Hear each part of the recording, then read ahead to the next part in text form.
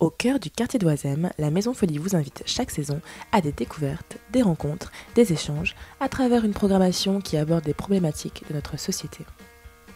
Aujourd'hui, allons faire un tour du côté du tatouage. Allons voir l'exposition épidermique. C'est du vendredi 8 mars au dimanche 12 mai et c'est ouvert à tous. Quelle est la place du tatouage en art contemporain? Allons vite le découvrir.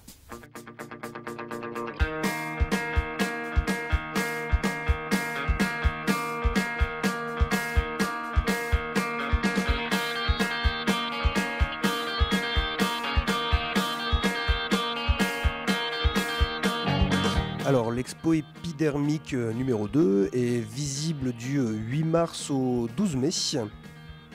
Donc un peu plus de 2 mois, où elle est présente à la Maison Folie de Oisem sur 2 étages, le rez-de-chaussée et le premier.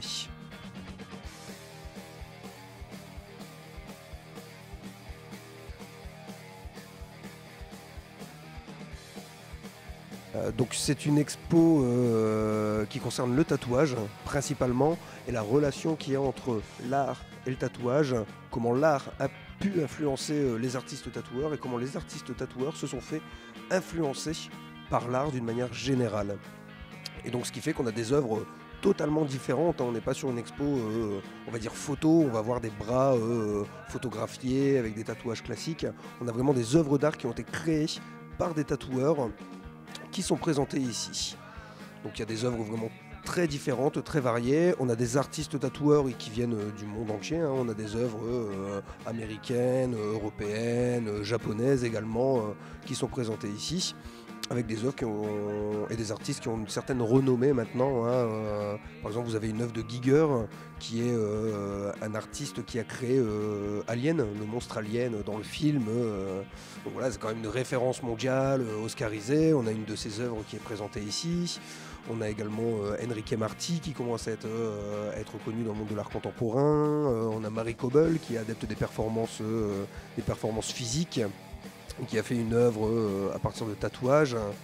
Donc on a Mike Giant qui est un graffeur à la base qui s'est reconverti au tatouage et qui maintenant est devenu le tatoueur fétiche des gangsters mexicains en Amérique du Nord. Donc on a pas mal de ses œuvres à lui qui sont présentées ici.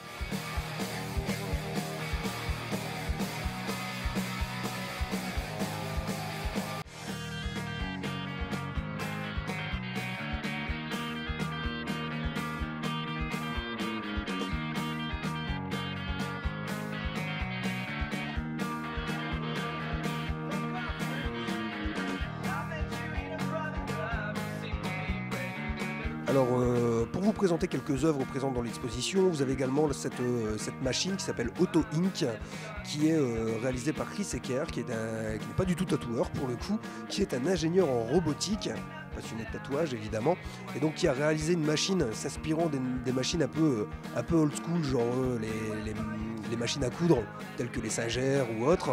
Et donc lui, ce qu'il a voulu faire, c'est montrer l'influence de la religion en s'inspirant du dermographe, qui est la machine classique des tatoueurs. Et il a simplement remplacé l'aiguille par un stylo à billes. Il a enregistré 3 symboles qui vont se dessiner automatiquement sur l'avant-bras de la personne qui va se faire tatouer. Donc en fait on glisse son bras, on appuie sur la manette et la machine va automatiquement nous faire de manière complètement aléatoire l'un des 3 symboles religieux issus des 3 plus grandes religions monothéistes de notre époque.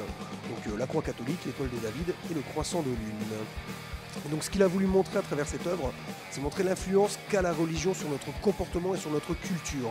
Car même si on n'est pas croyant, le lieu de naissance, lui, est aléatoire, comme le symbole religieux que la machine va nous faire, et on sera forcément influencé d'une manière ou d'une autre par la religion dominante du pays dans lequel on va naître, en fait, tout simplement.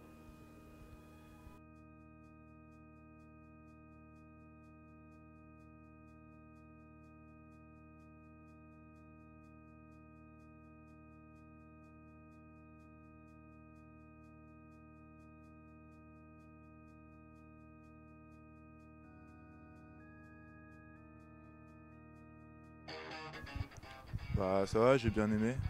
Enfin, parce que déjà là-bas j'aime bien les tatouages, mais là c'était plus intéressant dans le sens où on peut découvrir un peu ce qui se passe dans la tête des tatoueurs et plus l'univers des ateliers de tatoueurs. Moi j'aime beaucoup le tatouage, j'en ai pas mal sur le corps. Donc là je venais plus pour voir quelques modèles, nouveaux modèles un peu originaux. J'habite à Oisem, donc c'était parfait pour moi. C'est gratuit, donc que tu plus, et je le conseille vraiment à tout le monde.